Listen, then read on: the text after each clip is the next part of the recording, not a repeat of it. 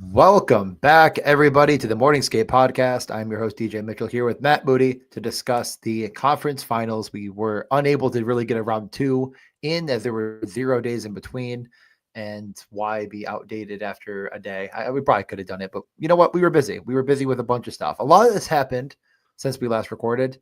But Matt, how are you doing? How has your first two rounds of the playoffs been? Yeah, I mean, we've recovered from Clown College, quick semester in Pittsburgh, so that was something. Gotta say, getting 22 dudes together for DJ's bachelor party, that might go on a resume, on top of the resume. No one died, and yeah, that's why it goes on top of the resume. So good times were had, and yeah, very good times. Pretty good round two, I would say. So how about you? Yeah.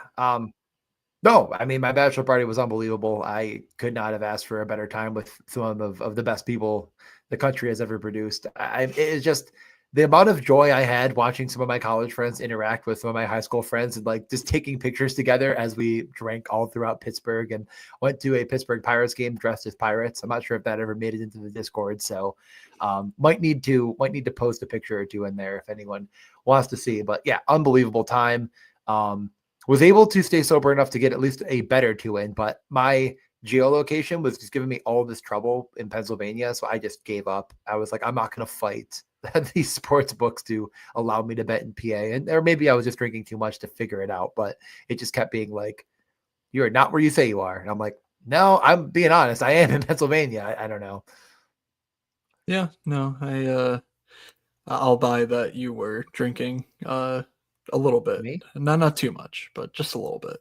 I truly do feel like we all kept it at least in check enough, but maybe it's just because we're 30 now that like our bodies physically are unable to perform the task of like, no, I mean, some of us got a little bit carried away probably, but we don't need to talk about this all night. It was a really good time. Nothing else to really say. Indeed. I'll say one highlight is two dudes in the group didn't get into a bar, and we were all wearing hockey jerseys, so we just switched jerseys, and like 20 minutes later we got into a bar. No, that was pretty funny. But yeah, just your normal everyday clown behavior. All right, Tom, getting us started. Zambonis.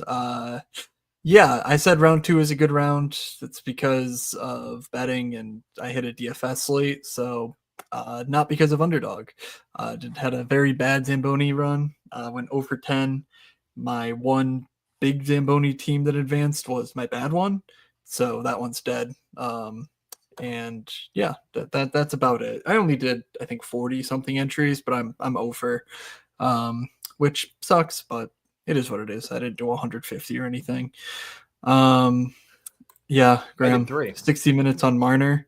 There will be a 60 minutes report on Mitch Marner when inevitably he just loses his shit like Tom DeWan or something and leaves the country because yeah, it's reached an apex, I think, for his mental health. All right, how about we do this? We'll just do a quick, okay, less than 60 seconds on each of the round one series, and then we'll do a couple minutes on each of the round two series, and then we'll get into obviously the conference finals. Give it's everyone their we're just living in it. I think that's a good idea. I don't think we didn't really plan everything. So first and foremost, I will say that my round one, if obviously it wasn't to the game, we said like this team in 6, this team in 7, but I got every single series correct with the winning team besides one, which I was proud of. So why don't we start with the one I missed? I had the LA Kings. Betting odds also do that. I think the only favorite that lost was Colorado, right? Wasn't Tampa a favorite? Yeah, Tampa was definitely a favorite. Were they? Yeah, Tampa was a favorite. Okay. Colorado was a favorite. I think that's the only two. Oh, okay. Yeah, I think that's right. Well, we'll just go through them. It doesn't really matter. Sure. All right. The only series I got wrong was the LA Kings and the Edmonton Oilers. And I feel like that's the one, if you missed, you can kind of, just say like, well, what are you going to fucking do? And you got the dumbest coach in the entire league shooting himself in the foot. I mean, I think I could forgive a lot of his transgressions. I do think there's something to the narrative of like, well, what are you supposed to do against the Oilers? You get the lead. You're supposed to just like run and gun with McDavid and Draisaitl. Like what, you know what I mean? I can be convinced that like some of the sitting back wasn't truly like you have no brain in your head, but like, the Byfield play. It's like, well, why didn't Byfield flip it? Oh, why was Byfield on the ice? You have two, elite shutdown centers. How is he out there? I just like, it just seemed like it was over and over again, just like nonstop tomfoolery all series long. It cost them dearly. Matt, anything you want to add on the LA Kings and the Oilers in round one? If you follow me on Twitter, you've seen everything I think about it. And Jim Hiller's the only reason they lost that series. Absolutely no one else's fault. I agree, and I do agree with that. I just, and I've hated Jim Hiller all season long. I've been like, the Kings are one of the best teams, despite their coach being horrific, and everyone's like, "Oh yeah, well, they're winning." I've hated him longer than you. You hate him more than me. I will give you. I will never, ever, ever, ever, ever go against that. You hate him more than me, but I hated him before it was cool. And that is true. Now everybody hates Jim Hiller, and you are sitting on the throne of being sad. Well, the other series, while we're in Southern California, Greg Cronin fired since the last time we did a podcast. Oh my God, the prayer circle succeeded. Thank you all for attending. We will not discuss who they hired to replace him. Never heard of him because it's good for hockey, but this is a hockey show. Yeah, I think I've heard someone say before. Certainly don't need to get into it. It's just one of those things where it's like, I don't care that you hire the guy, but like, do we have to drag Kyle Beach out every single time and be like, can we just like let him be? Just do it. Like, you don't need to drag the guy out and be like, oh yeah, this is fine. I'm sorry, I just lived have to relive the worst experience of my life over and over and over again. I think this was a point that Down Goes Brown made, and I just couldn't agree more. It's like, leave him alone. There's no sense in making him every single time Quenneville comes up. But back to the playoffs. After the ad break, here's DJ's take on the Hockey Canada trial. Never heard of it. Okay. We're certainly not diving. I don't even think I'm saying anything too. We're egregious. Anyways, Pacific. We had the Minnesota Wild really hold their own against the Vegas Golden Knights. Didn't quite find the way to get it done. I thought they were right on par almost every single night. Great series. Maybe there was a game in there that I'm not thinking through, and they get it done as everyone expected. But I think everyone looked at the Wild and thought, man, this is an elite team, and they're going to get some cap space, and they're going to have quite a good building block to continue to push towards a cup run. Anything on that series you want to add? I mean, the fact that Mark Stone got hurt in round 2 really sucks, because I thought Mark Stone's game 6 of that Minnesota series was maybe the best game I've seen a player play all postseason. And, that was just, what are you going to do if you're the Minnesota Wild? Like, he literally just made 2 of the most insane plays you'll ever see in the same game to knock you out of the playoffs. Like, it happens. So, kudos to the Wild for a pretty good season, but we'll see them next year, hopefully. Yeah, they swung hard, didn't quite connect all the way. On the other side of the West, we had 2 game 7s, 2 historic game 7s, 2 of the best games I can really remember in round 1 of playoffs. I mean, a long time. Both of them for kind of different reasons. I guess different reasons, but both like similar in another sense. Both comeback wins. The Dallas Stars come back, roaring back. Mikko Rantanen, natural hat trick, was it? Or no, not a natural hat trick. There's one in between, 2 in a row, and then third period. Wyatt Johnston, then he gets the empty number. But third period hat trick, wins it for the Dallas Stars. Hats are flying on the ice before he even taps it into the empty net. Scenes in Dallas as they, again, as we say, upset the Colorado Avalanche, get healthy. And, I really think, again, this is a team that I had bet to win the cup before the season started. They had to battle their demons in round 1, and they overcame. Anything you want to add to that series? Thomas Harley. Yes. I mean, is it all? Here's what I tweeted. 5-on-5 with Thomas Harley, 7-3 lead. Without Thomas Harley, 5-11 deficit. That's Labush. I also tweeted this. Labushkin managed to play 19 minutes without Thomas Harley. They lost 5-0 in 19 minutes of hockey. Harley is truly goated. Yeah, absolutely love the guy. I mean, he's sitting right next to me. I can't really see my hands because the green screen and the green jersey, but it had to rep. It actually is a Miro Heiskanen, but we'll talk about Miro in the round 2. It was not in round 1. The other one is the Winnipeg Jets not upsetting. I was about to say upsetting, but the comeback of the century, beating the St. Louis Blues in round 1. when everyone thought it was over. 2 goals in the final 2 minutes, including one in the final 2 seconds from Cole Perfetti to force overtime. And they get the game winner from Neil Pionk, right? No, it was tipped. Lowry tipped it. Lowry. Yeah, hit Lowry tipped Lowry it. on That's the right. That's right. hit Pionk Lowry shot on the thigh. People were in the very thigh. upset about it, but you could see it in the replay. It hit Lowry. He Yeah, wasn't just yeah. claiming a stolen valor from Neil Pionk there. But yeah, one of the best games I can remember. I mean, the noise I made woke many a neighbor when they scored that goal. Just what a play. I feel bad for our Blues fans. Obviously, that's a heartbreaking way to go out. But yeah, anything you want to add to that series? No, I mean, again, just wish we had seen Dylan Holloway in that series, Yeah, but I agree. what are you going to do?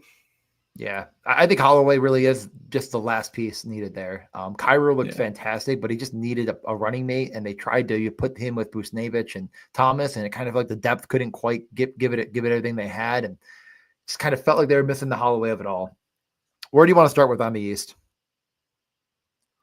Boring side or fun side? Okay, how about Ottawa sucks. Congrats to the Leafs on beating them, but yeah. You know, if it weren't the Leafs, you'd be like, wow, how the hell did they manage to make that 6 games? But yeah. I mean, Olmark stole one of them. I felt like the Leafs didn't have their best stuff, and Olmark shut the door. And then, it is what it is. I do think Ottawa was aggressively outmatched, really, in almost every game, but maybe one in there. And the Leafs get it done. Everyone thought, well, what if they collapse? They don't. Congratulations to the Leafs. You win against, I would argue, maybe the worst team in the playoffs, but that argument could, you could definitely debate it. The team that played the worst in the playoffs was in the other game in the Atlantic, and that was the Tampa Bay Lightning, who just had really seemed like nothing that worked. The goaltending was bad. Everyone was hurt. Everyone was hurt. I agree. Yeah. Hedman was playing through a broken leg. Yeah. Obviously, Hagel missed stretch because concussion, dirty hit, whatever. I mean, shit. Who else was Cirelli? I think was playing it like half. Cirelli was always day to day and played. Yeah. I don't know, I'm sure there were other injuries, but it was just one of those things. After the series, you're like, oh, okay, whatever. Had I known that, half their good players had just, actually Bjorkstrand didn't even play. That happened like the eve of the playoffs. They're like, actually, he's just like week to week. I was like, oh, okay. So yeah, it was a real tough scene in Tampa, but I mean, as we saw from Florida, those guys are actually good. So, yeah, it turns out regular season doesn't matter, and anyone who cares about the last, 74 games of the season is a total idiot. So, note that to self for next year when we say, "Oh, Florida's bad," and they're just resting for the final 2/3 of the season because who cares? Great system though, Gary. Great system. It works. Perfect. It's great. What a league. Please. Oh God, DJ's frozen, so I have to talk about this. All right, I'll just move us on to Carolina, New Jersey. Not the most fun series either. But I thought New Jersey sort of held in there. DJ, are you back? Yep. I think my computer, the Wi-Fi and the Bluetooth turned off. Do you hear me? I think Gary was coming to get you because I was talking about the system incentivizing the Panthers to just not care for the last 50 games of the year. So we can move on from that. My computer thought it was going on an airplane, I think. My headphones just cut out, and then I looked and it said my Wi-Fi was off, and I'm like, both things just turned off. I don't know why it went into airplane mode without me touching anything. But yeah, I think I'm back. Not much to add on the Florida series. I think you covered it. Injuries really cost Tampa. They were basically nowhere to be found. And then, the Devils, tough scene. When you just can't create scoring chances, you can't win games. And I thought they looked just as good at most of the time, but just never found a way to get over the hurdle. Dougie comes back. Luke Hughes immediately gets hurt. Like it's just, sometimes it's just not your year. And I don't think you could, find a closer 4-1 series out there. I mean, both goalies stood on their head, and one team just found a way every time to put the dagger in, and the other team just didn't have their ace, did not have their big swing in Jack Hughes, and they just never quite got everything together other than the one Nemec goal. And everything else, though, is just, alas. But yeah, that was a tough one. I really wanted New Jersey to make it a fight. Didn't see it. And that leaves us Washington and the Habs. Yep. Also Wound boring. up being fun. I don't know. Yeah, the games were fun. The games were fun. You know, we got a fight on the bench. Like it was just a Carberry masterclass. I think. Like I don't think Washington was that much better than Montreal, in all honesty. No. But Nick Suzuki couldn't do anything up against PLD, and you know, I guess it pays to make aggressive trades sometimes. So can't wait for an off season of nothing like that happening. Yep. Yeah, pretty much ditto. I think it was, the better team was probably always going to win that series, but it was at least fun at times to watch the top line find anything against not PLD. So let's get into round 2 recap. Why don't we got to save the best for last. So why don't we just start with the Oilers in Vegas? I think this is the one that hurts the most because I really thought Vegas was the better team going into it. It felt like they were getting healthy, but man, with Mark Stone going on the bench, it was just, or going in the stands, that was just done deal. Never really seemed like he was all the way there, and never really felt like Eichel found his footing. I don't know. I mean, they got ahead of Aiden Hill for sure. So yeah, I mean, would I have liked to see Vegas move on over the Oilers? Probably, but I really can't complain because I hit that the DFS slate I hit was the 333 on the Saturday night game where Riley Smith won it, at the buzzer. I had no idea, by the way. DJ showed me. Yeah. Yo, did you see that goal? I was watching it because you were at a different bar playing darts, and I was at a bar Yeah. watching the game, and I'm freaking out. And then I come to you, and you're like, "What happened?" And I'm like, "Dude, like you're okay." Yeah, that was fun. That was funny. Yeah. So that was, I don't know what the X was, 10X or something on the night for that. And then I had Corey Perry, 3 goals, put that in the Discord, 19-1. That hit, I think, in game 2 or game 3. And then I also had one of those stupid same game parlay things that I've been posted in the Discord with Shea Theodore blocks, shots, and a point, and that was like 20-1 with something else from the other game that day. So, the series didn't go well, but I feel like my read on it was pretty good. And so I did make out like a bandit off of that one.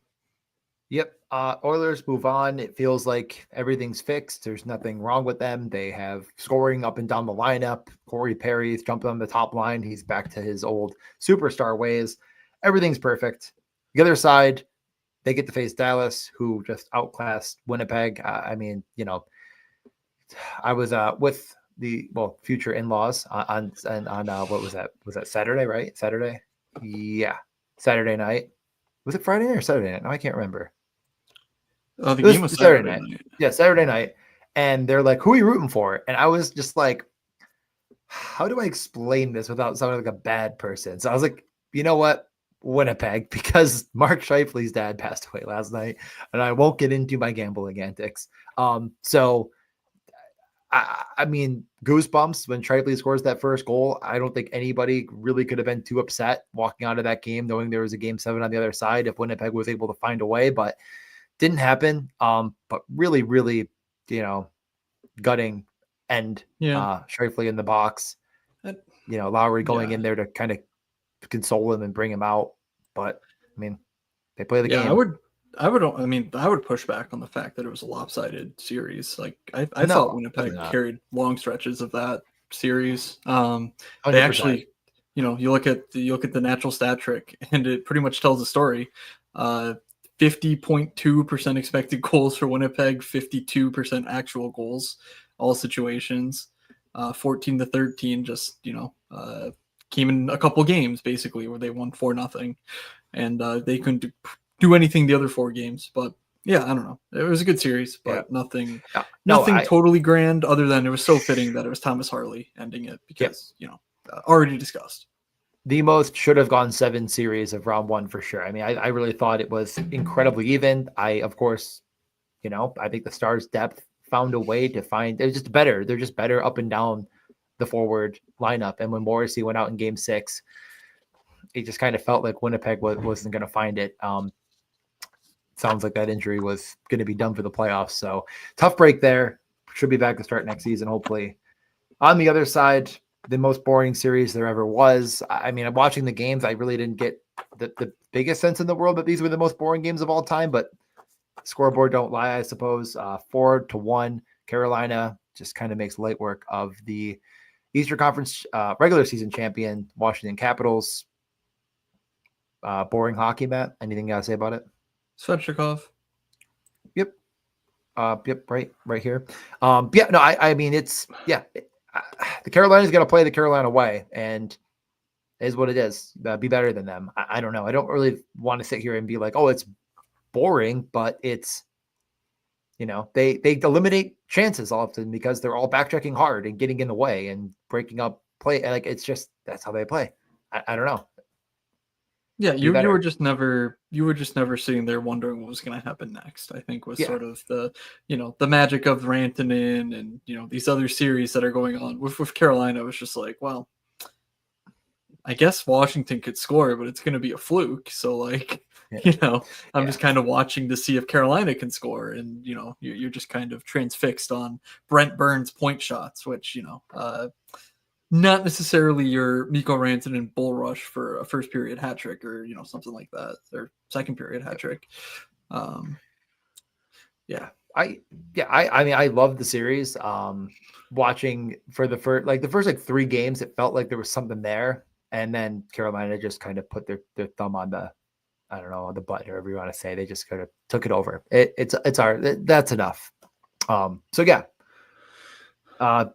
disallowed Matt Roy goal, that was probably the clincher. I feel like that was the one that was sort of like, they're not finding it now. That they kind of needed that to happen. Any thoughts on the 20-second before offsides, or do you not care enough to? Like, it's stupid, but what are you gonna do? I don't know. If they're just gonna keep offsides as a rule, then yeah, that's what you're gonna have to deal with. So I think it's really stupid to sit there and say, like, oh, well, actually it happened 4 seconds after the play. It's just, I don't know. I don't think a review should be up for interpretation. So that is what it is. Better luck next year. Now we started this 60 minutes on Martyr tonight. Diego's in the house wondering about the Leafs trips. I mean, everyone's here for the same thing. We all know it. Toronto, Game 7. I mean, did they never not get it done? I mean, what are you even going to say?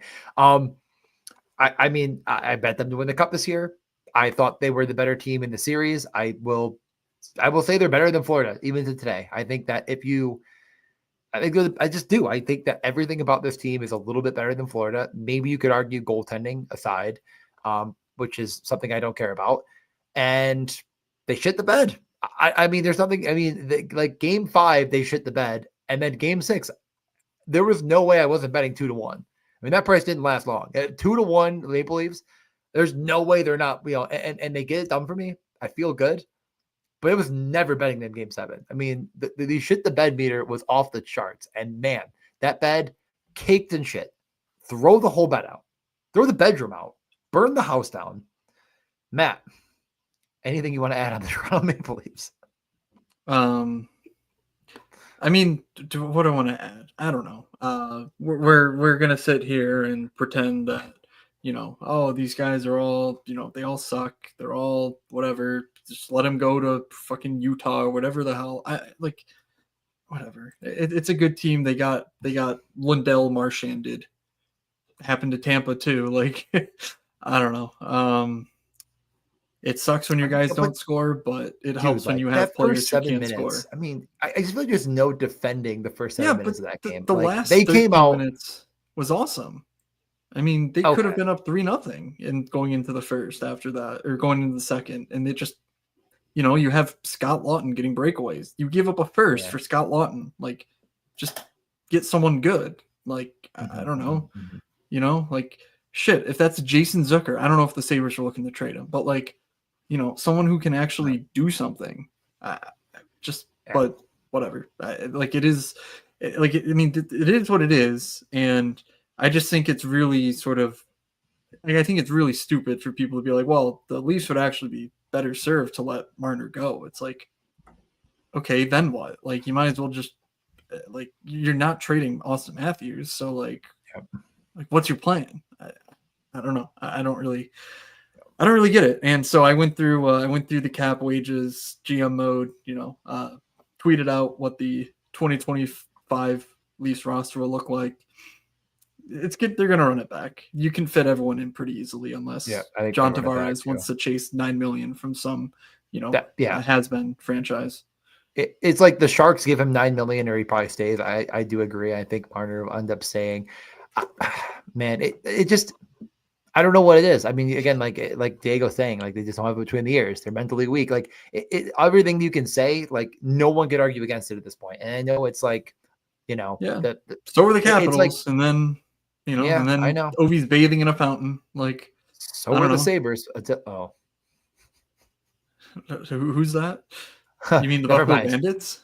The Buffalo Bandits. That is exactly correct. I really, it was like, I mean, I am a Sabres fan, so like it was objectively funny to watch, but watching that $100 bill light on fire because the Leafs just, I mean, they did not come out to play. They, at every turn in that game that could have gone their way, they found a way to absolutely annihilate it into smithereens. And man, the core four was really nowhere to be found after, like you said, there was like a 10-minute stretch in the first period. And other than that, I was like, they're going to play? They coming out? They're going to create? It seemed like all of them wanted the puck off their stick all game long.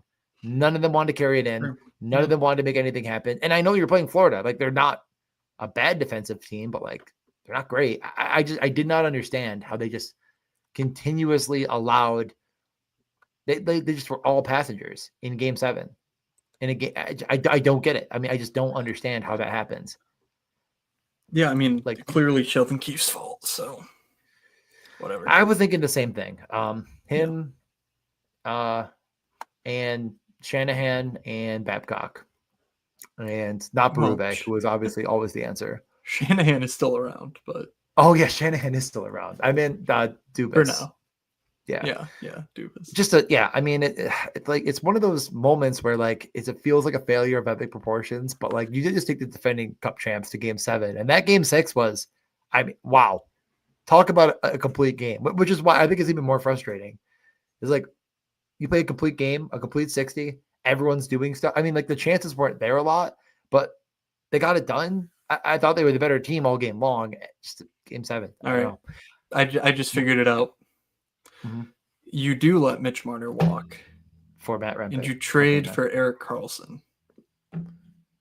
Okay, that's not Matt Rempe, so I don't really get how that solves your problem. And then you go into next season with McCabe, Tanev, Riley, Carlo, Benoit, Erik Karlsson. And you just have Erik Karlsson be Mitch Marner on the power play. Problem solved. All right, I just did it. Kyle Dubas, come back to Toronto. Living's done. The Dubas's final stand is to bring Erik Karlsson with him, and Erik Karlsson will be the piece, and Ottawa fans will have to watch him raise the cup next year. All right. And Diego did bring up the fact that since the 04-05 lockout, the Sabres have 4 playoff series wins and the Leafs have 2. That is true. No one can argue it. But I'll tell you right now, don't feel like it. Things could not be worse in Buffalo if you're not a lacrosse fan. But that's all the series. That's the recap right there. Yeah, I would rather be a Leafs fan. By the way, since 04-05, I think that's unmistakably the case. If we get into the Sabres talk, oh boy, Julian Morelos coming home. Well, round 3. We're talking about round 3, right? So the Sabres must be coming up. If you want to talk about Tage Thompson in the World Championship, or Cutter, I think Cutter had more goals than him going into the last game. He had like 5. Isn't Cutter leading the tournament? I think he's leading the tournament. Yeah, I mean, leading the tournament. Right. I'm supporting the boys. I've been like passively checking in on it. I'm not watching the games that are like 3 a.m. But they're on at 10-2. Come on, I'm at work. I don't care. Call in sick. Tage Thompson's on the TV. All right. And Cutter Here we coaching go. by chance. Okay. Goal leaders: Sven Andrighetto, Elias Lindholm, McKinnon, Tolvanen. They're with 6. Tage has 5. Cutter has 4. So, all right. So yeah, I think last game he was leading and then Tage had 2. okay. The USA at least. All right. Yeah. Matt, do you have some fancy stuff to pull up for the Eastern and Western Conference Finals? Let's get into the meat and potatoes here. You're 30 minutes in. We've recapped. We've made fun of the Leafs. I don't even know if made fun is the right word. I feel like I was like I still believe they are the most talented team in the NHL. TJ was like, these guys are awesome. I hate them. I hate them too now. Like, you've done it. You found a way, Toronto. You let me in. I was all aboard. I still think they might be the most complete team in the NHL. Maybe other than Dallas. Yeah, no. What I was gonna say though is Simone Benoit was like legitimately impressive. So I mean, the whole defense was pretty good. I mean, name a defenseman on that team that truly was bad. No, yeah, exactly. Like, I know you can say like Tanev does, but he did the Tanev thing, and McCabe did the McCabe things, and Morgan Riley looked good, and then Simone Benoit's out here scoring goals, and I'm just like, is it different? And they're like, no, it's not different. Okay. So here's just the sheet I put together for the round 3 matchups. I don't care where we start, but on top is Dallas Edmonton. Just a quick how-to. The first 5 or first 3 columns are the last 5 games expected goals.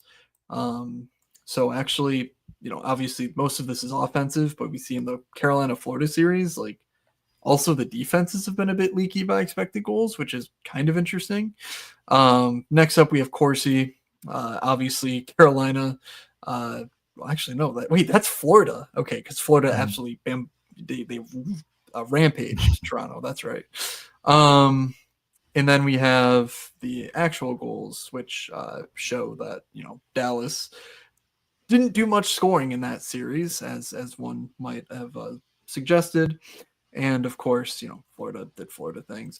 More interesting to me, though, is the right side where I look at the regular season matchups for these teams. I can try. It's hard. It's hard to see everything. Well, but just start with a piece at a time. Yeah, this looks way better. Everyone can see, I'm sure now. Okay. Well, I'm glad you did that after I finished talking about it and not before. You're welcome. But yeah, based on expected goals, it doesn't look like it's a huge difference in the way these teams are trending. Given the series matchups, maybe a slight difference in the actual goals, though I think part of that's just Hellebuck showed up for a few games in round 2. And over here is what I was saying is the more interesting part. Again, Dallas, Edmonton, Carolina, Florida in that order. The head-to-head matchups during the regular season also show like odd amounts of offense. So I don't know if that means like insta bet the overs in each of these games to start the series, but I was kind of surprised at least to see that, all the Corsies are like incredibly high.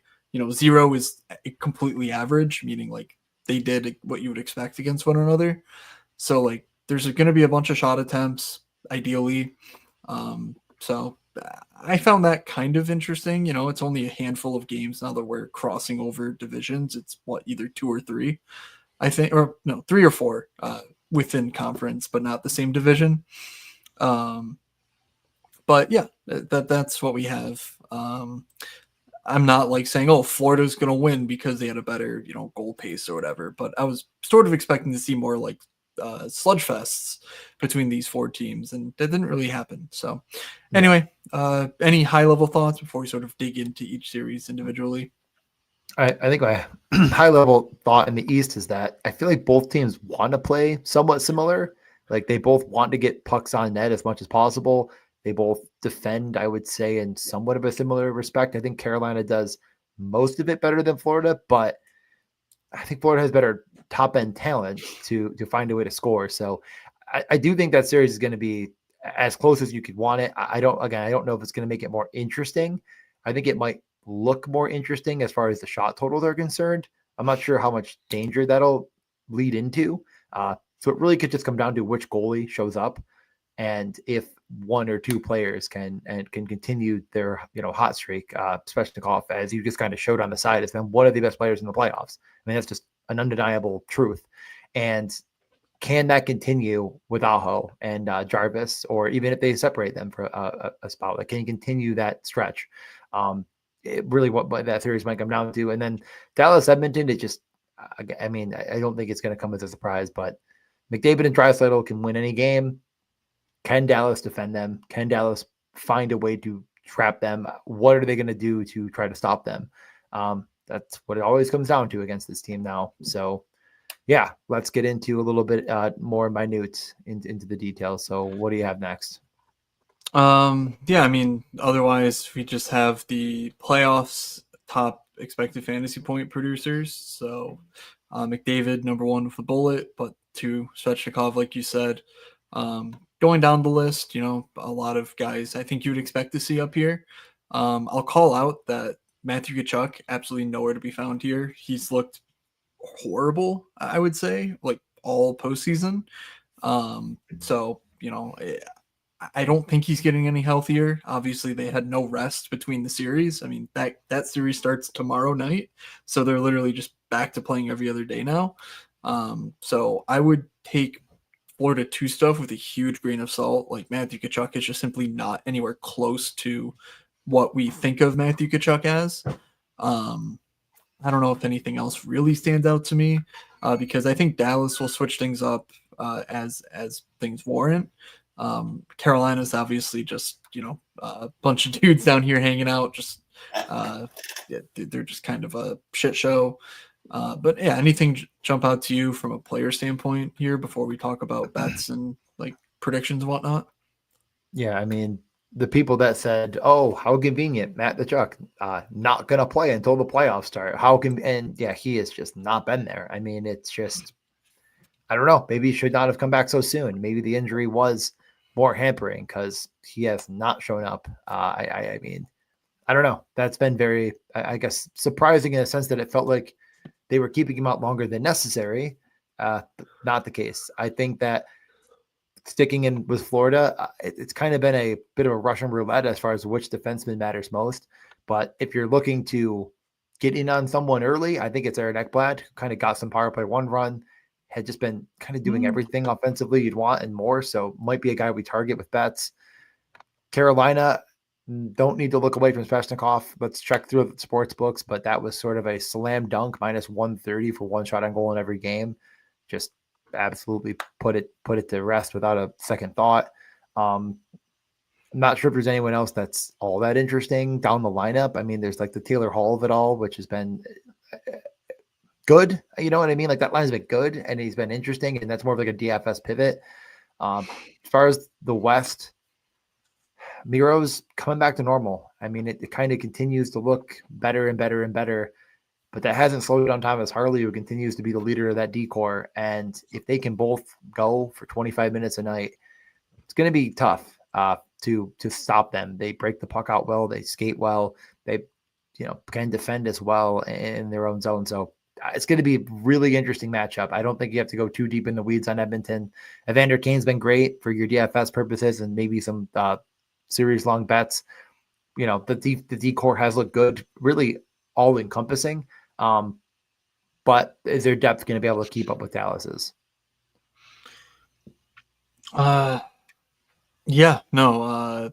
Evander Kane has been, a big boost there. I will say for Edmonton, we are expecting Ekholm to return in Game 3, so some of these secondary defensemen should see a reduction in their minutes, namely Wallman and Darnell Nurse. We're not sure, though, how Bouchard's going to line up. Like, they could just keep Bouchard with either Wallman or Nurse and try to use Wallman or Ekholm to supplement the other pairing.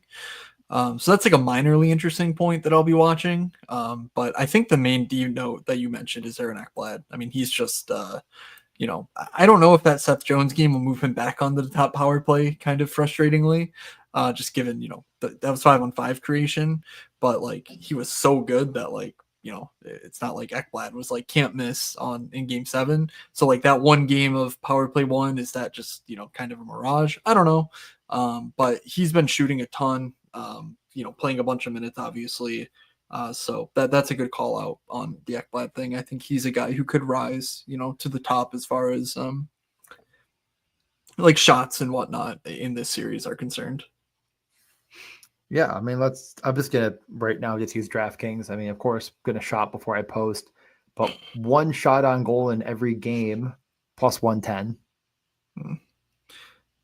No thanks. Yeah, might want to shop it. Like you're playing with a bunch of variance there. It's because I mean we learned the hard way with the Ryan Leonard. Like if if you get hurt and misses a game, even, that's tough. Shit, if Aaron Ekblad takes another fucking steroid injection, like Hey, that was an so accident, sir. He said he didn't mean to. Maybe you didn't. That's right. Maybe you didn't read the tea leaves. That was an accident. He and fell. A for a needle was out. defenseman, yeah, for a defenseman, if you take 5 shot attempts, if you're talking about 5 coin flips of that shot getting blocked or not, like against Carolina specifically, like I don't know. And that's not something I'm totally excited about. I'm more interested in like the upside of it. Like, oh, they're trailing 2-0 from the jump and the D are just funneling shots toward the net. You could see a guy, get 6-7 shots from the blue line, whether that's Ekblad or Jones or whatever. So I don't see a line. Yeah, I don't see a line listed for the series, but certainly on the dailies, I'll be keeping an eye on the Ekblad like upside bets for shots. Yeah, I was looking if there was anything else at all for him, but it doesn't look good. Like an over under on shots in the series. Nope. Yeah, no, I mean the game stuff is already posted, and yeah, we have him at on DraftKings minus 145 for 2 plus 210 for 3. Almost 5-1 for 4 shots. Like that's the thing that stands out to me at first glance. Let's check the old BetMGM. They got anything interesting there? BetMGM. Nope. More like nope. ButMGM, right? Hey, come on. They're trying over there. They're doing their absolute freaking best. And you're gonna sit here. They handed me some Svechnikov money on in round 2. Player to record a point in every game in the series. Aaron Ekblad, 80-1. Who says no? Aaron record one shot on goal in every game, plus 145 over an MGM. I mean, if you want to, go for it. Well, what if I do? Okay. Okay. So I think anything better than I think 150 is probably about right. 150 to 1. I don't know. Hard to really map that out. It's like if they go 7 games, you're playing with so much variance, you probably want to go crazy. I'd like to bet him for points. I agree with that. Like I feel like if you can find him over under on like a point prop, that would be ideal more than anything. Let's continue onward though. Are there any other players you might want to be taking a peek at? I guess we're talking about Carolina, Florida still. Yeah, let's stay there. I thought Logan Stankoven's game was pretty interesting. He just seems like he's gonna have a role with this team, regardless of whether it's on the top line or not. So, gosh, I don't know if it's like, oh, you bet him in every game or something. Like, I'm not really sure what I want to do with that aspect of it. But like last game, he was playing with Taylor Hall. Hall's looked really good, but is more of a pass first kind of guy. So, we've just seen Stanky get it done already in the postseason. And I think it's pretty clear that Jackson Blake is sort of the guy that now it looks like he's just getting benched with Carrier and Martinook alongside Stahl. So I think Stankoven's role is pretty safe. If you wanted to, shoot for the moon with him, I wouldn't have a huge problem with it because he's also a really, really good player. That's sort of what I didn't say. It's just that I think he's like actually awesome. I'm not finding anything too crazy right now. One bet that's on the other side of the coin is series most points head to head. Miro Heiskanen minus 145, Thomas Harley plus 115. Yeah, they're gonna be glued together at 5-on-5. It seems like. And I mean, if you don't follow, if you follow me on Twitter, you didn't even have to click on the podcast because I guess I just recycle everything. But like, I just tweet what I'm thinking about. And Pete DeBoer said today, like, we put Miro on the power play 1 because I felt like it, but Thomas is gonna remind us that that's wrong. And it's like, well, okay, like. So it's on him to tell you that you're making a bad decision by putting Miro on the top power play. Like that is substantially worse with Miro Heiskanen. I'm gonna say something on this because I was thinking about this actually today. I was talking to someone at work, and it feels like About Peter Thomas DeBoer Harley? no. It was about Oh, Peter DeBoer. And it oh, feels like he tries to actively make things worse at times to like challenge his team to then fix it later and then surprise the other team. Like, like this isn't that surprising for me. It feels like the way they played against Colorado in the first two games was just wrong. And he's just like, oh yeah, I know that. We'll just fix it now, and they'll never catch up. And then they just didn't really catch up. They like fixed the problems, and then they're just good again. I don't know how he keeps getting away with it, but he does. I like keep. It's just like, all right, boys, you got to overcome adversity. Here is the adversity that I'm inflicting on you. And then when they start to overcome it, he fixes it. And then the other team is just like, well, what the heck? Now they're doing it. They're playing differently now. sure. Like I feel like they played different. I don't know. Or maybe he Yeah, just I told mean, Mega Red to be bad for a few games. And then he's like, what if you just go well, score? it is interesting that the two games where they bring Miro back and they're like, we're gonna play 11-7 and just make Miko play 25 minutes, because they were going line. If you talk about the lines being numbered, they were going 1-2-3, 1-2-4, 1-2, and it was basically Miko, someone else, Miko, someone else, Miko, someone else, Miko, someone else, Miko, just nonstop. Like so Rantanen was literally playing, well, he played 25 minutes, like, but it was every other shift, and I do wonder if that's a little detrimental to him. It's probably more goaltending than anything else. He's used to it playing with McKinnon. But because Rantanen has to be the puck carrier, with Granlund Yeah. and Hintz sort of being more of the facilitators than McKinnon was, maybe it's a bit asking too much of him. I don't know. I'm a little interested to see how comfortable they are going back to a 12-6 setup if Miro is truly back to full health, which, by the way, playing 24 minutes last game, with a little bit of overtime in there, I suspect that to be the case now. He went from 14 to 18 to 24 minutes now. Um, I think that's a good sign, though, if they go 12-6, that Miro is like back to full go. Yeah, I would agree. I don't know. I mean, it's going to be interesting. I mean, that series is the showstopper. I think everyone would agree that's going to be a little bit more exciting. But Wow. let's. I mean, Matt, do you have any current bets? I mean, we can just get right into it now. Do you have anything Uh, picked out? I don't. The So I was looking. I mean, based on what I was saying, I was looking at like Logan Stankoven to have a point in every game in the series is 150-1. You know, I don't know how to price that accurately, but it feels like a flyer. I'm okay throwing $10 on or something. Um, so I'll certainly be considering that. Looking at the other series, like Ben and Marchman are 200-1. I'll probably try and wait to see if they're going 11-7 throughout, because if they go 11-7, I can't see uh, mostly Marchment, but also Jamie Benn really getting phased out 5-on-5 time wise. And if you're talking 200-1 on something, like, I don't think it doesn't need to happen that often for it to be a good bet. So, with the fact that I think there's a little bit of action in these series, you're kind of just betting on, a little bit of a bet on early and really just hoping that something breaks right in the final couple games, or that it's a sweep, for example. That sort of gets your bet there. But yeah, What do you have anything about? that you've already bet on, or no? I am circling up tonight, finalizing tomorrow. One player that I also wanted to mention that I kind of forgot about until right now is a guy that moved up to the top line in Florida, Evan Rodriguez, a guy that always has been a great shooter. That line worked. He ended up seeing 18 minutes. I think that could continue, in that range. Any thoughts on him plus 170 for a shot on goal in every game? Uh, I, I think you need to be really confident that Florida kind of wins the series, because Jesper Boqvist looked really good up there.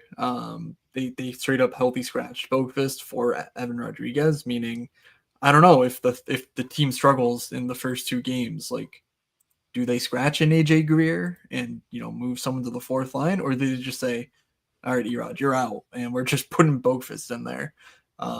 I kind of feel like he's not that important to this team to where that couldn't happen. So I don't know. It seems a little bit too low of odds. If you want to do something like two shots, if that's offered, maybe a bit more upside, like I think that means, oh, they're doing pretty well if he's, reaching that number. Yeah, I would agree. I'm trying to still look through and just find anything else that looks ultra Looks like that's interesting, but 20-1, by the way, on DK, 2+ shots. So I would be more interested in that than something that's more like median based, where it's like, oh, coin flip, he plays it. Not a coin flip, he plays in every game, but it feels like there's a very real possibility that he gets yeah, completely phased out. 25 to 1 on MGM. Okay, nice. For 2 shots. That I'll probably throw that in. That I do like the ultra upside stuff. I think that's just so much more fun. And this is really just saying he sticks on the top line, and they funnel shots through him. Yeah. I mean, he certainly has performed in big series before. The Stanley Cup, I'm guessing he hit that mark last year. He was just on all cylinders. Yeah, here's a guy. I mean, Jacob Slavin is going to play probably 25 minutes a night. He's at 5 shot attempts a game this postseason. So 100 to 1 on MGM. Yeah, like I mean, 2 shots is 2 shots. Like it's not easy, but I mean, he's a guy his role is going to be there. He's been shooting. It's clearly a dog to win, but like even if he's averaging 4 shot attempts a game in this series, like I'll take those chances at some major plus money. 100 to 1. I think I have to. Yeah. 75 to 1 on DraftKings. So MGM, as you call butt GM, which was again hilarious. I will add. What's going to be really annoying is when they send me a freaking tax thing for like $1,000 because I forget to I forget to bet more money on that site over the summer, and I go, damn it, I should have lost all the thousands that I probably am going to lose on DK over on BetMGM. Stankoven is the same odds for that point prop you mentioned, but I'll probably throw it on DraftKings. I do like that one. I think that's again, you're sort of.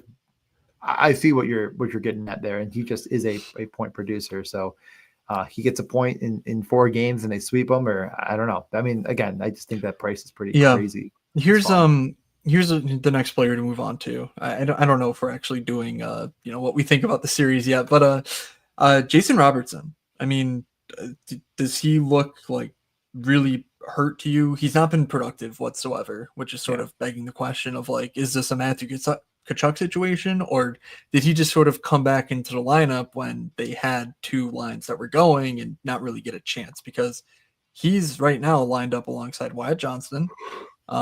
If they do change things up, if they go to 12-6 or something, it's very possible that they use Hintz and Granlund to chase around McDavid, and you're not going to use Rantanen to do that. So like, we could be looking at Robertson, Rantanen, Wyatt Johnston. And I think J-Rod's been priced down based on his struggles so far. So, like, what is your take on J-Rod before this? This series, I do think he will bounce back. I mean, it's definitely they were putting like you said, Johnston, Robertson, and Rantanen out there a lot, and that line did great together. I don't know.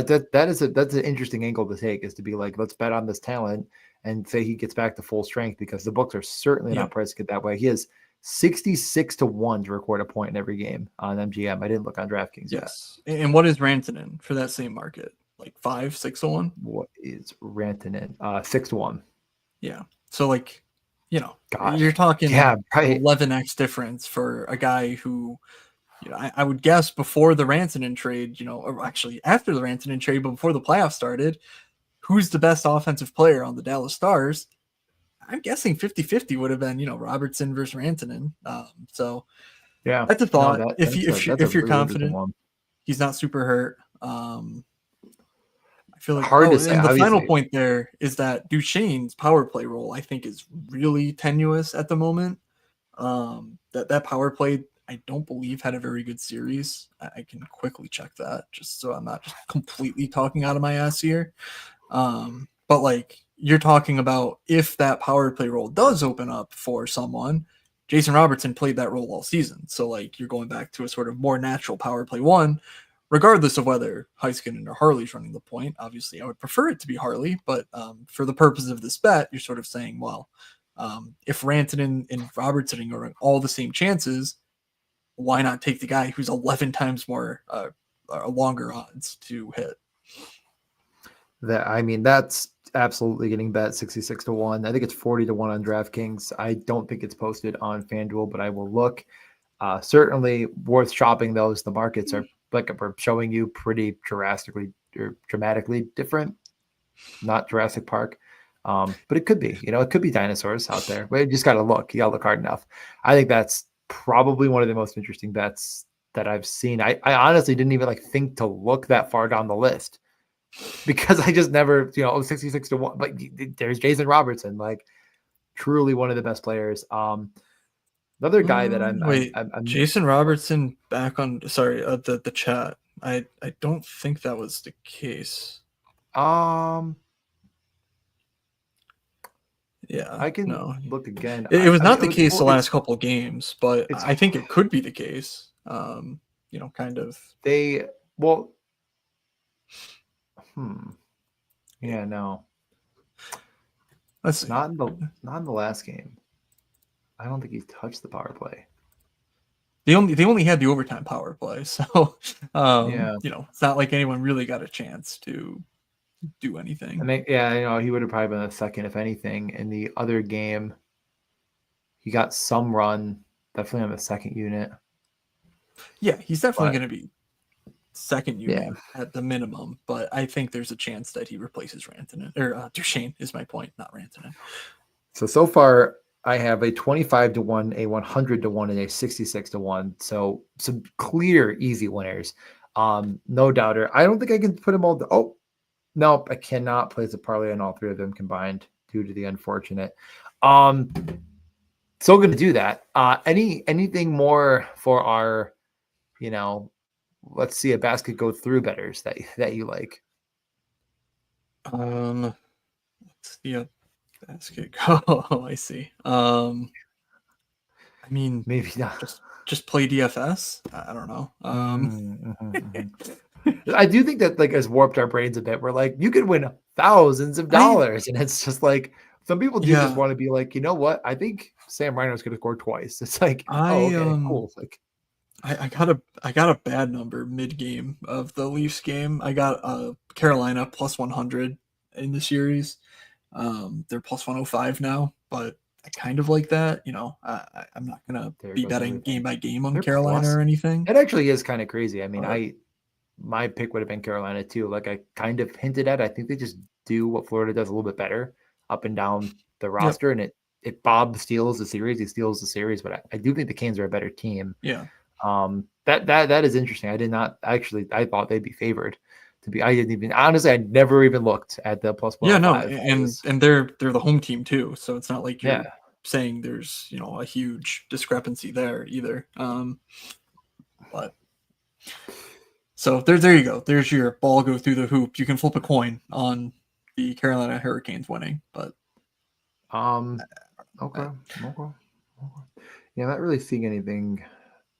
I honestly, these goal markets, they've really just priced. So, I mean, I remember in round one, Miro Heiskanen was minus 150 to score twice. And now it's I get he's been fantastic. So whatever, minus 360 that's not it's jumped the ship entirely. You mean Harley, or are you actually talking Heiskanen?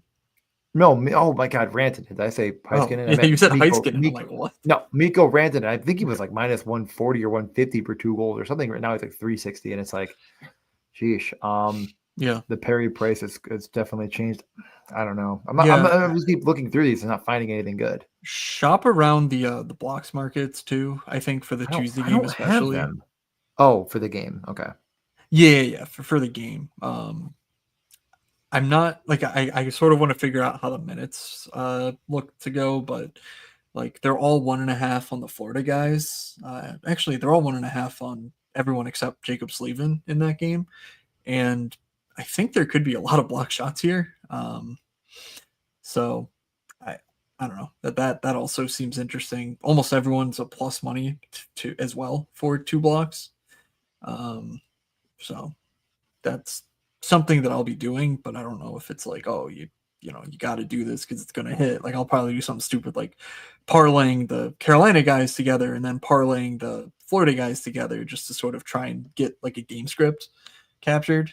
But if you want to just pick one and go for it, that's fine too. Yeah, I'll probably look around a little bit. I'd like to, probably end up with, eight or nine bets right now. I think these four long odds are definitely. I don't think they're going to be top. I'm definitely going to run through everything one more time. Yeah, I think Carolina is a really good call. I was actually just looking if it was better anywhere else. I think that is getting bet for sure by me. Yeah, I don't know why. Yeah, I see plus 105, plus 105. Those markets are normally a bit more universal, but like, if you find a 110 somewhere, I think that's pretty sharp. The home All team, like right. you mentioned, I think they're the better team. So I know you don't have these. So was there anything else before we end with Conn Smythe Trophy? Because I feel like that also Well, dovetails with our who's who wins your the who's cup your deal. other series pick?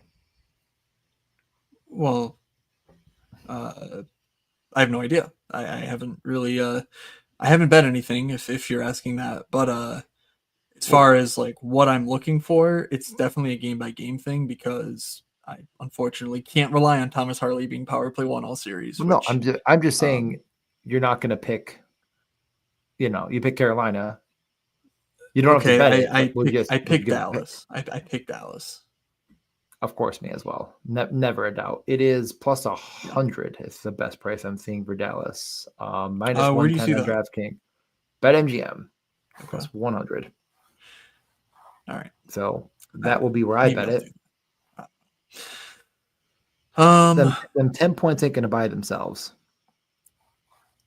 Yeah, so obviously we are closing in on the end of the postseason, so there's only four teams left in the running. I don't think anyone else could win the Conn Smythe, as much as you might win a hand at Jim Hiller, for example. I don't think he'll be winning a trophy for anything here.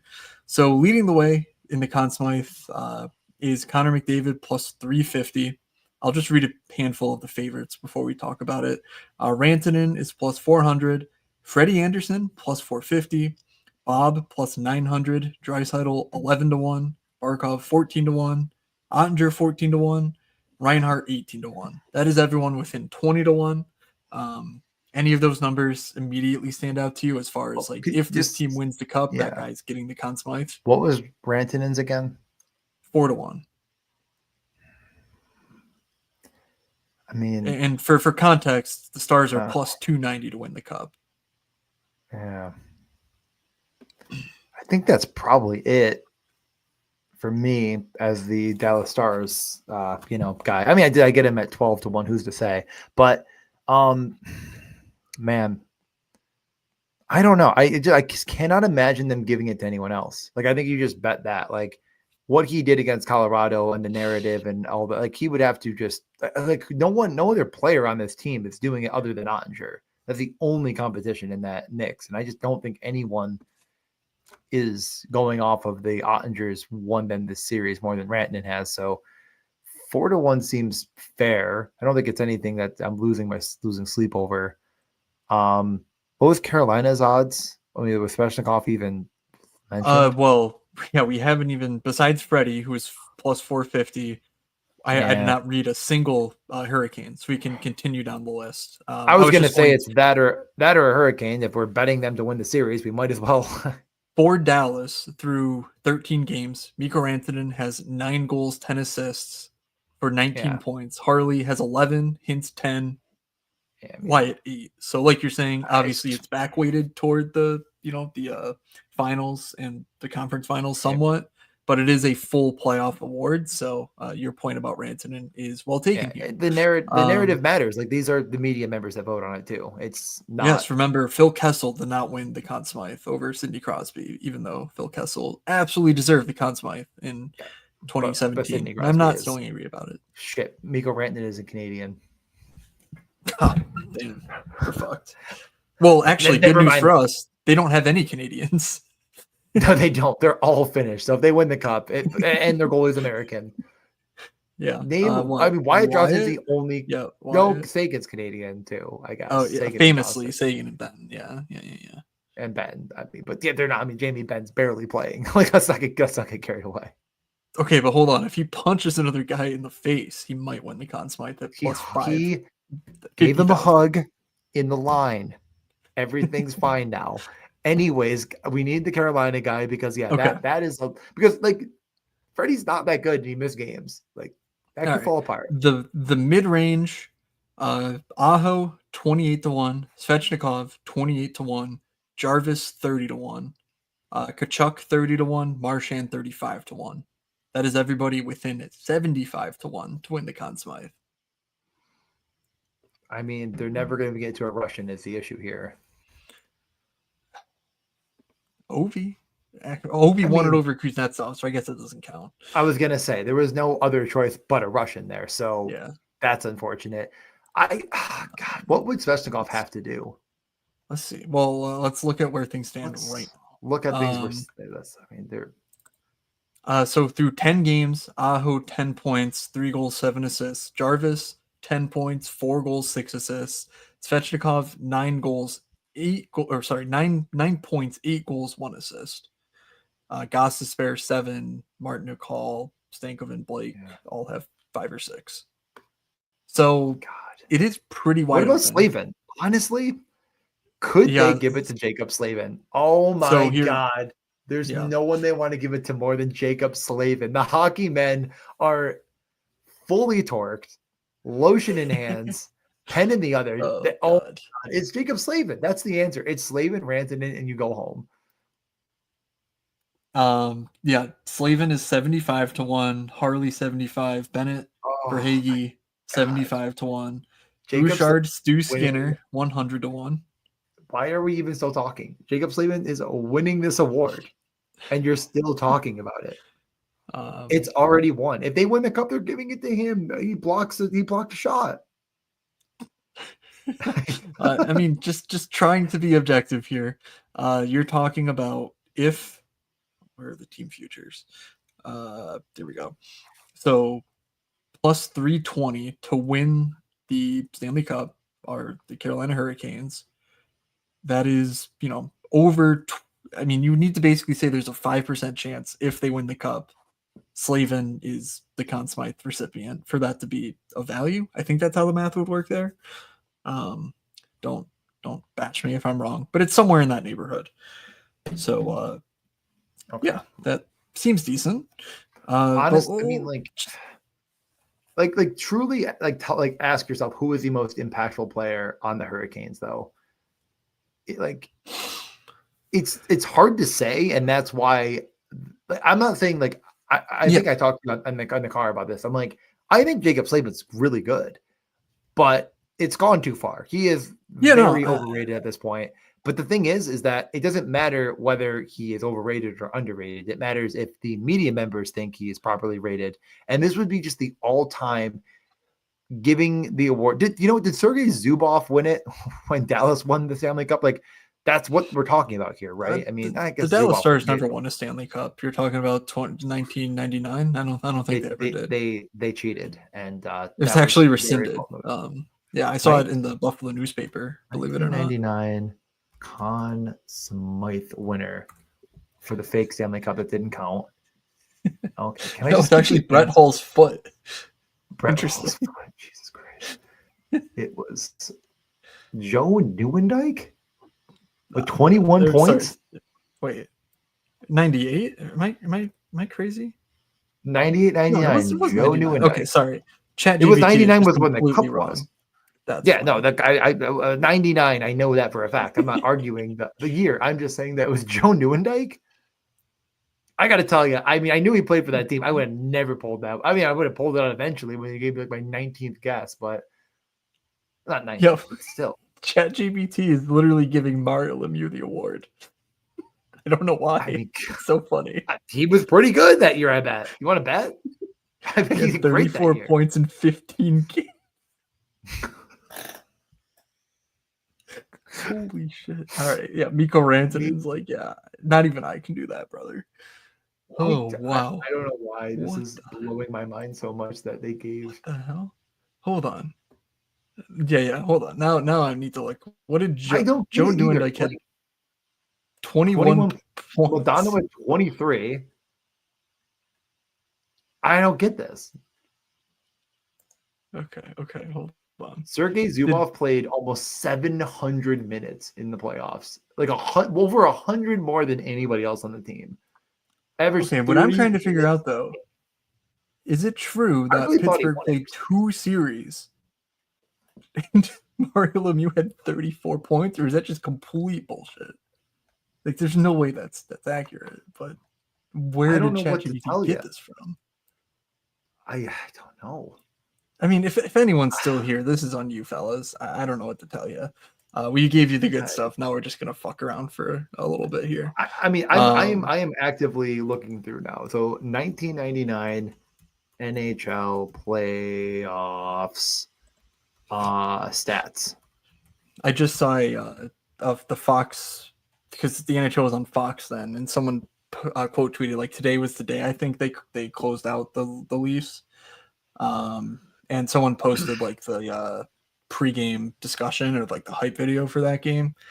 It was so sick. Just imagine if the Sabres ever made the playoffs again. I might actually cry from not even like excitement, but just for like, this is what I remember. This is what was fun, like when I was a little kid. So much fun. So much Anyway, fun. I don't like to yes, talk about hashtag. it. All right. Points, 1999 playoffs. The leader in points was Peter Forsberg. Okay, thank God. So they just made something up about Mario Lemieux. Did he even play this year? I don't even see him anywhere. It's very possible he did not. No, he didn't. He missed 97 to the beginning of 2000. Okay, so I was like, he's not on the list, and that has been proven. So... ChatGPT once again, like they never left. Okay, here we go. In 1992, he had 34 points in 15 games when they won the Cup and won the Conn Smythe for the second consecutive year. Because the year before he had 44 and 23.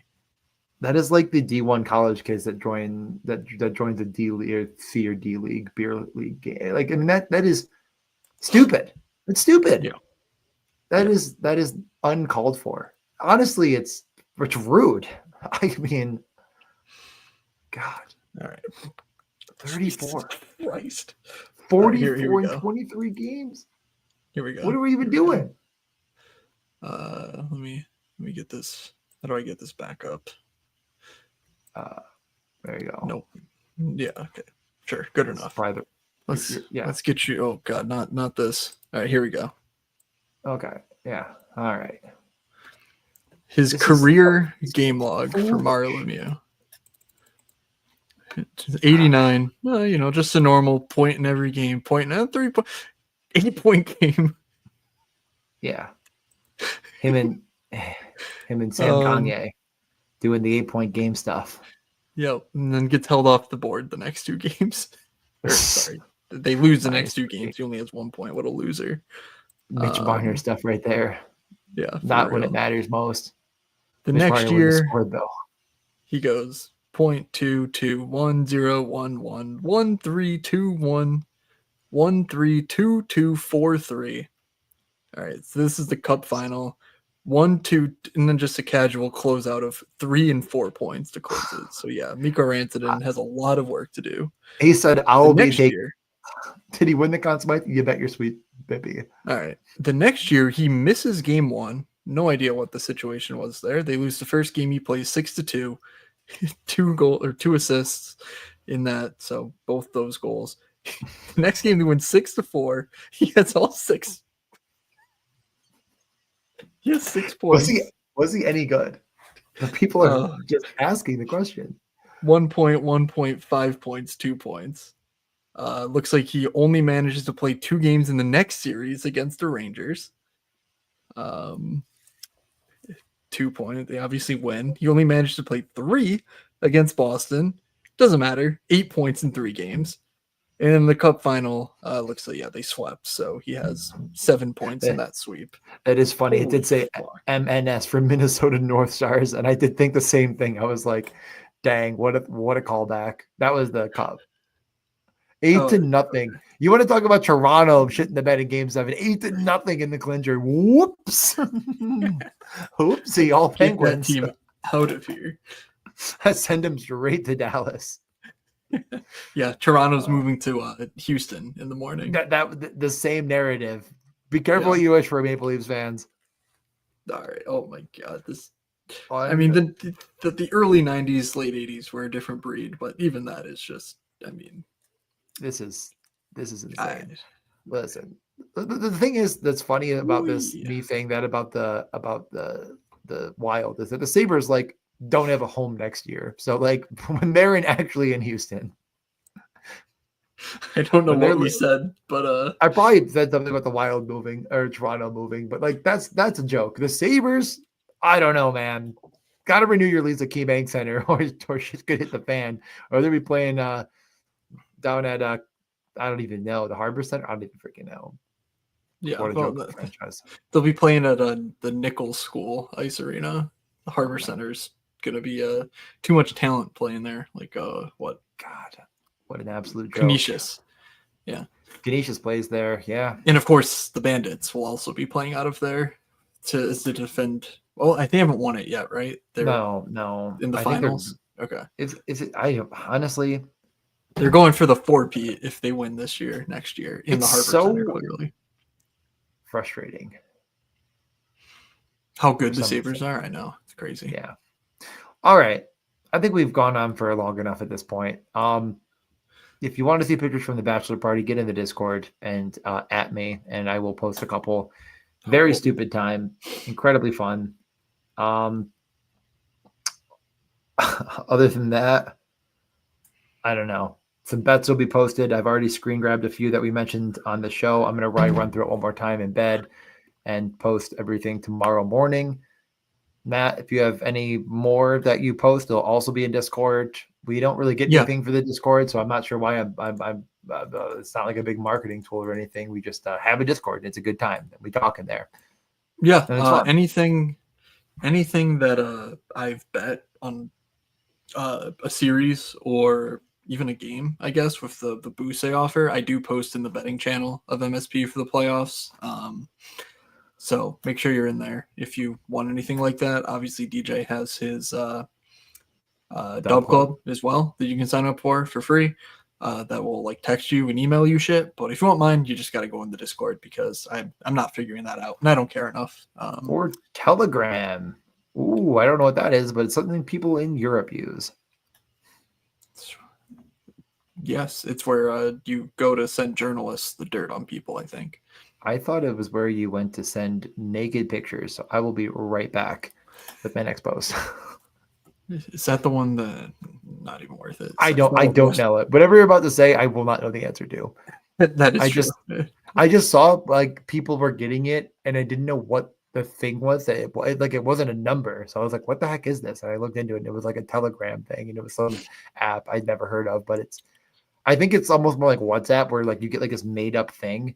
Yeah, you're right. I am picturing it now on like Davis Maddox tweet. Like every time he tweets, there's people down there like, join my soccer Telegram. We know that this third tier team is taking a dive today. And it's like, all right, sure you do. Yep. This is a guaranteed Stone Cold bond. You this Telegram too. You're right. I mean, you must be able to pay for it. I don't freaking know, but I mean, mine's free. So whatever. It's on there. Telegram. And I will not send pictures of feet. Oh, damn. Okay. But pictures of feet, I mean, that's not naked. I mean, I might put a sock on. Okay. Not the goods that everyone wanted. Is there anything else? Oh, I was also, I mean, you made it this far. I did want to say, if he's here, happy birthday to Matt Plant. He asked me if we were doing a show today. And I said, yep. And he said, the birthday gift to me. I want to say happy birthday to Matt Plant. 6 days after Matt Moody's birthday, which was May 13th. So that's great. It's a great time. So I wanted to close up the show with that. Other than that, maybe talk before the cup. We'll see. Yeah, maybe. Hopefully we have a lot of live Conn Smythe bets still, or loaded bank accounts from our 100-to-1s hitting in rapid succession to during these conference finals here. So, yeah, I don't know. Also, if you're in the Discord, tennis, the French Open's coming up. I post my sheet in there. Obviously, it'll be the night before, given we're going to be in France. We're in Europe right now. But that's, I think, starting next week. And also, there's a Counter-Strike going on in the U.S., so it's actually good hours to watch. I don't think anyone cares. I don't post anything for it, but it's fun. I enjoy it. So, they shoot guns. There's a lot going on that's not baseball, which sucks, and golf, which sucks because I'm bad at Golf those. can suck. Golf sucks. Baseball is good, but I just struggle to want to bet on it because I don't Because it know. sucks. No, that's the wrong word for it. Oh, Nah, okay. you're right. It sucks. If I don't win money, it sucks. This is a good point. It is like Right. yeah. Okay. No, I think we're good to close it out. Yep. So the two teams I put here are the two teams that I picked to win. Shocker. Matt also agreed with them. A very bad sign for everyone in Dallas and Carolina. But yeah, Discord, Dub Club, shameless plugging of things that don't make us money. Other than that, yeah, underdog back in New York. So perfect. They waited till the playoffs ended. Love that. Or well, the playoff thing. I had 3 teams. By the way, did not make it with those teams. Yeah. We talked about it at the very beginning, but I am also over into the third round. My one big Zamboni team that advanced is dead. So, yeah, very, very fun times. I did like 40, 45 total teams. So not a crazy deal, but, never fun. Well, go Stars. The preseason bet to win the cup, alive and well. It was a bonus bet, so I can't even cash it out. So if you think, oh, no, can't do that. So it's ride or die, baby. Go Stars. Okay. That'll do it from us. Thank you all for hanging out with us on this Monday evening. Best of luck in I guess on Tuesday and in the conference finals. So from Doug, from DJ, from myself, have a good conference finals, everybody, and we will see you.